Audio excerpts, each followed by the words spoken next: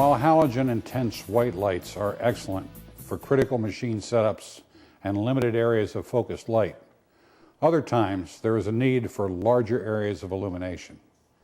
In such cases, halogen lighting products supplies fluorescent fixtures built to the same rigorous standards as our halogen lights. This is our model called the Sawfish.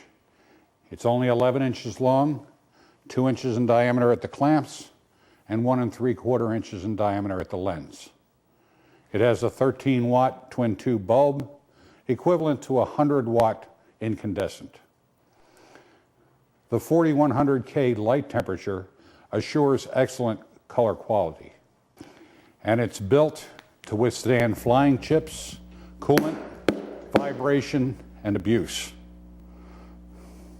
Even in the harshest environment, this light is dependable with an average lamp life of 10,000 hours. The light is popular on EDM machines, usually mounted on the wire carriage support, shining into the tank. There are various mounting options, both mechanical and magnetic, stationary and with flexible necks.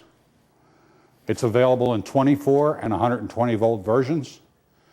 The 24 volt version may be connected directly into machine control wiring.